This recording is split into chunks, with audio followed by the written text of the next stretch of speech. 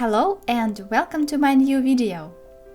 Would you like to sew this beautiful handbag? If yes, stay with me. I've prepared a pattern for you as a gift. Find it in the description to this video. I'll also put a link there to the video about embroidery.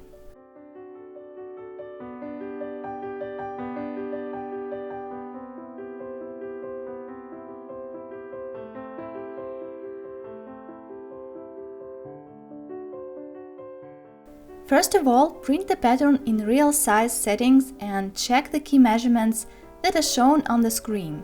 The seam allowances should be 5 mm. My pattern consists of 4 parts: A1, A2, B1 and B2. Cut the paper pieces out and glue them together.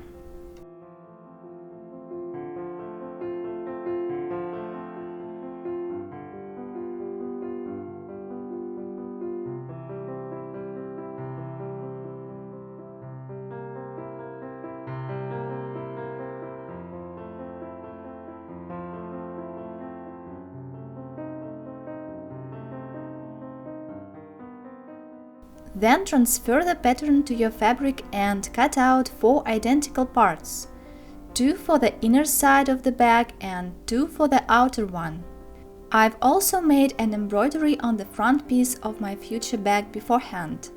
As I didn't have enough fabric, I made my bag's lining of several smaller pieces. Don't forget to cut out the handle. It is a 90 cm per 6 cm rectangle, including 1 cm seam allowances. Or you could make your handle as long as you wish.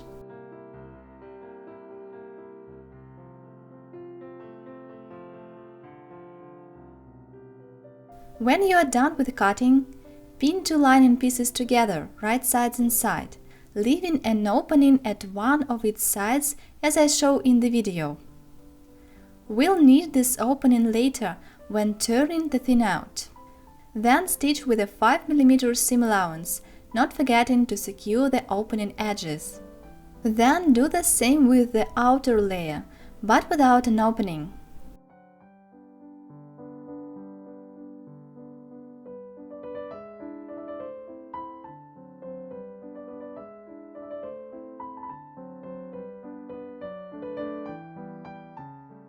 After that, pin and stitch the edges of the bottom openings so that the side seams coincide with the bottom one.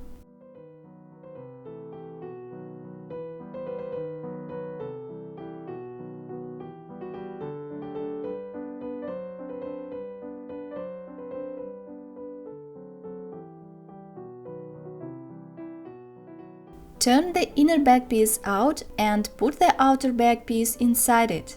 Their right sides should face each other.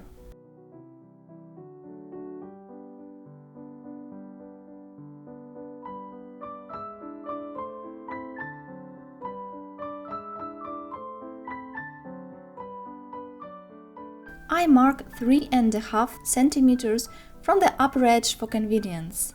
Then pin 2 layers together and stitch from these marks with a 5 mm seam allowance as shown in the video.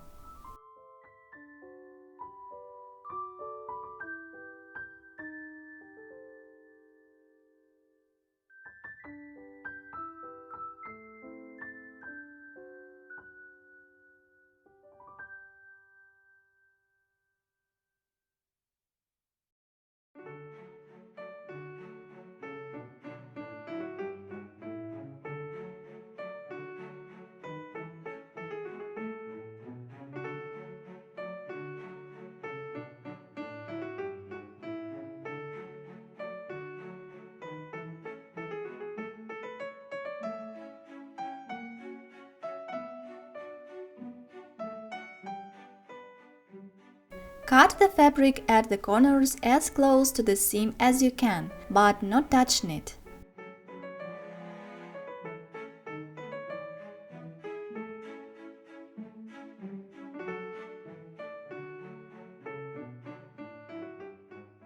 Then I mark a 5 mm seam allowance at the vertical edges that are still free of seams and turn these edges to the wrong side using the marks.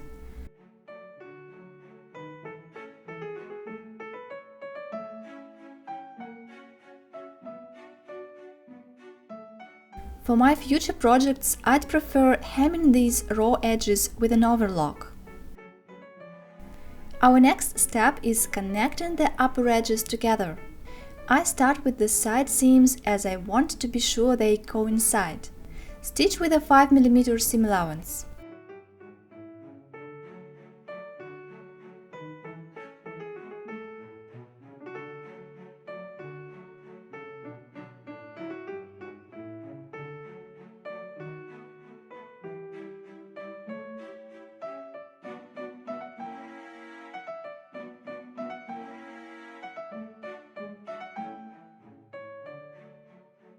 Then I turn the bag out and tuck the seam allowances of the opening inside.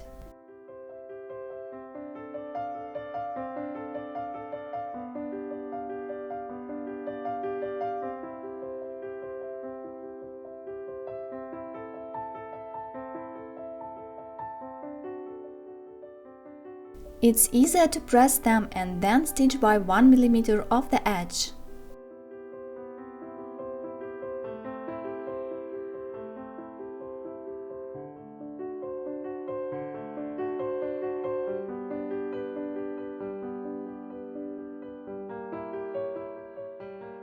Our next step is making an accurate upper edge. I form the edge with my fingers first and then press.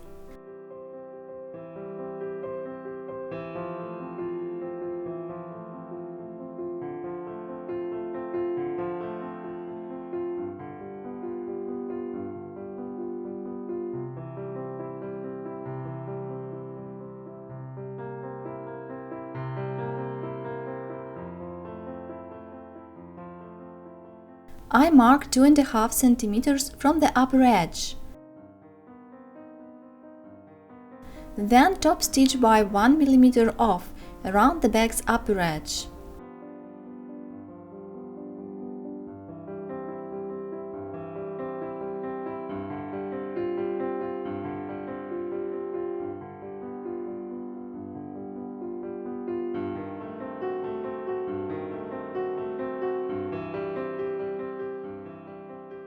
And then I top stitch around, first by 1 mm off the edges, excluding the places that should remain open for the handle, and then 2.5 cm away from the upper edge, as it is shown in the video. This would become a casing for the handle.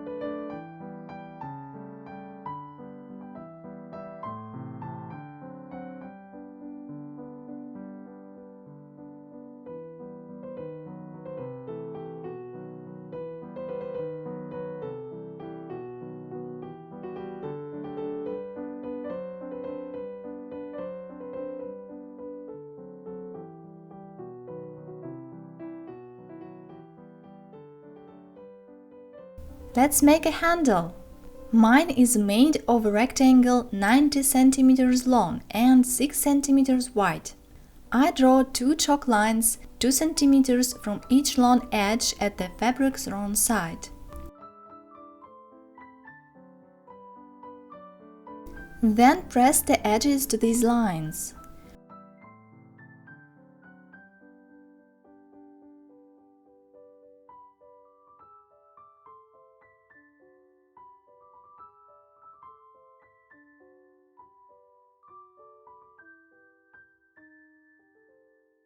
Folded the piece by half, wrong sides inside and pressed.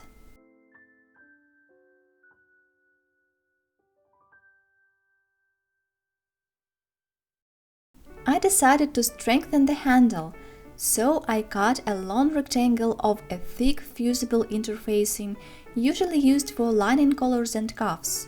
But at the other side, we don't want extra bulk, so we should exclude the seam allowances. That is, cut the piece 88 cm long and 2 cm wide. Put the interfacing inside our handle piece and fuse it with an iron.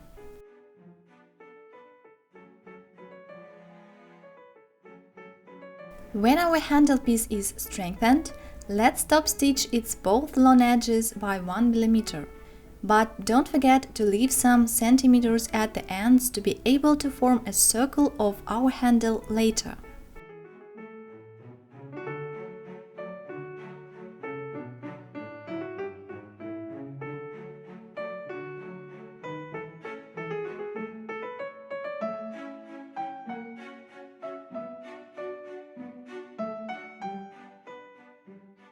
Insert the handle to the casing using a safety pin.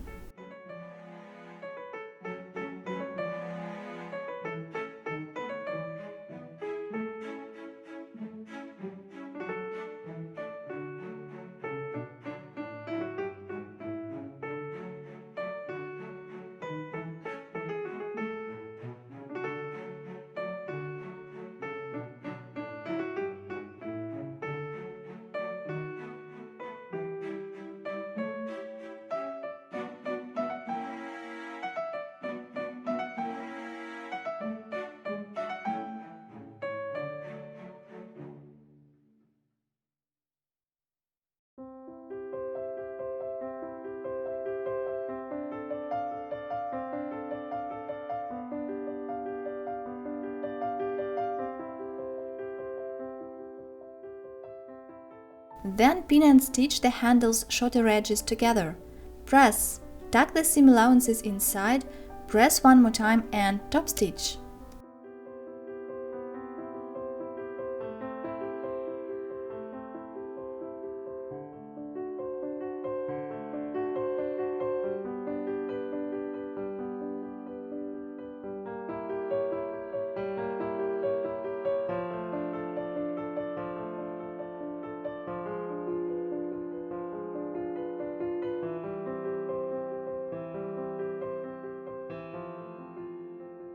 Then I hide this place in the casing.